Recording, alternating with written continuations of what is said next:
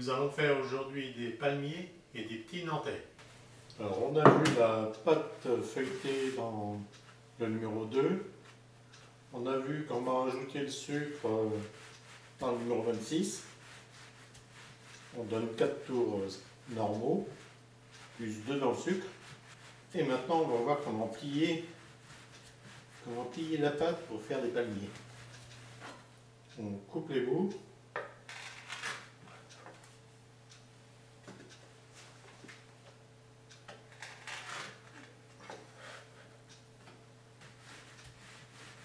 On la baisse d'une bonne longueur, que ça fasse au moins 60 cm de long.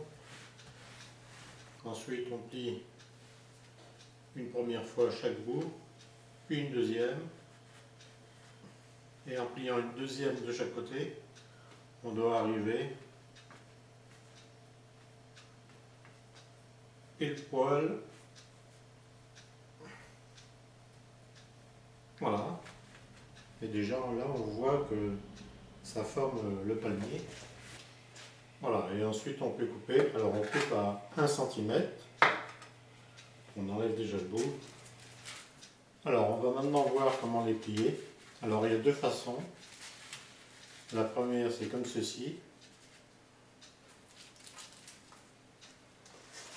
On prend les bouts et on les ramène vers l'extérieur en remontant. Voilà comme on les plie. Et on va mettre au four pendant 10 à 15 minutes environ. Et on n'oublie pas de les tourner à mi-cuisson quand ils ont commencé à prendre de la couleur. Alors deuxième façon, on plie vers l'intérieur.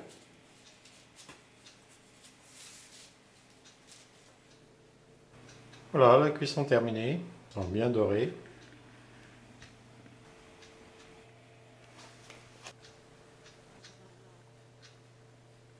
Pour les petits nantais, on met la feuille sur le robot. On va commencer par crémer le beurre et le sucre.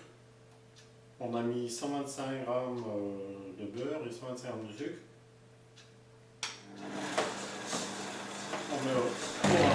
Alors on fait en sorte que le mélange se fasse bien entre le beurre et le sucre.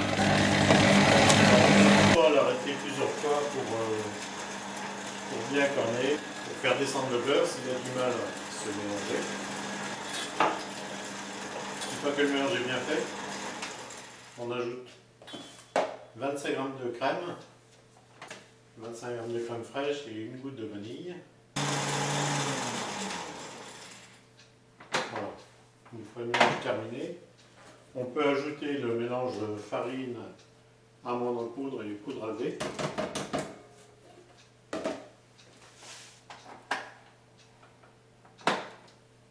Et cette fois-ci, on ne mélange pas. On mélange très peu. Voilà, le mélange va être terminé. Et on va maintenant l'abaisser à 3 ou 4 mm d'épaisseur. Et avec un petit emporte-pièce cannelé, on peut découper. Voilà, et on peut les poser sur un papier cuisson. Mais avant de les mettre au four, on va les dorer. Alors la dorure, c'est un œuf entier battu. Alors on les dore 2 fois. Ils ont une belle couleur dorée. Et ensuite on leur donne un petit coup de fourchette.